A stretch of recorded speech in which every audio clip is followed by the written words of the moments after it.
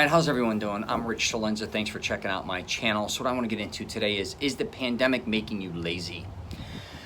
I recently put up a video actually regarding working out inside of a gym and having to wear a mask. And listen, I get it. If you don't want to go to a gym, you don't feel it's the right time and place to do that for safety reasons, I understand. Also, if you don't like wearing a mask, I get that as well, okay? Especially when working out. But I touched upon something I think a lot of people have to understand is a lot of times we're using excuses why we can't do certain things. Now, I am all about protecting yourself during a pandemic. Let's call it for what it is.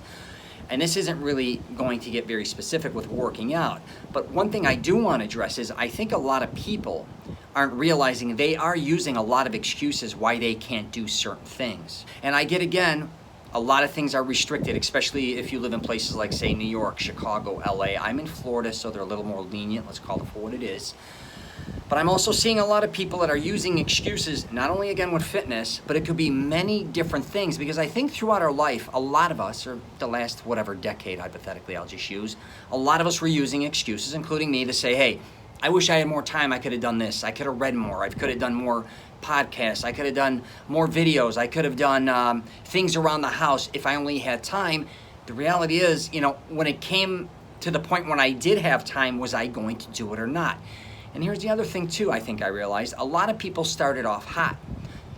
Saying, oh my God, I have all this free time. I could be doing all these things. And, you started maybe projects that you quit, or you may have thought you started doing things, even workouts, say for instance, back to that inside your garage or at home type of exercises, going out, walking more, cycling, all these different types of things.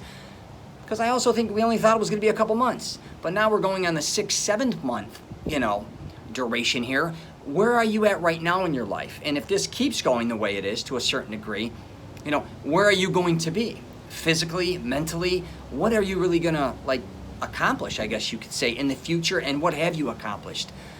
Because I can speak for myself. There's a lot of things that I kind of have blown off, right? That I said I was going to do. But on the other end, I will say I took on some other things that I kind of went full throttle in.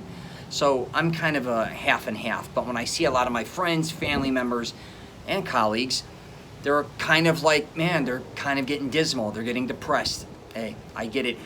Even if they have their jobs, hypothetically, a lot of them, some took a pay cut, some lost their jobs, some got furloughed.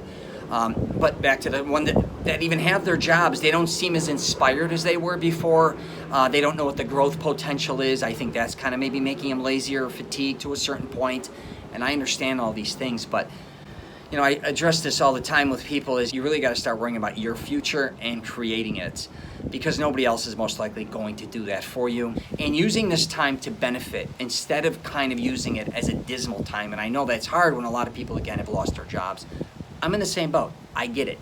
It's hard. If anything I've learned with the economy or in life in general, ups and downs, I talk about it all the time. You're going to have good days, good weeks, bad weeks, good months, bad months, good years and bad years. So this may be the time in your life, and I discuss this a lot with confidence, is if your back's against the wall, it's truly who you are, right?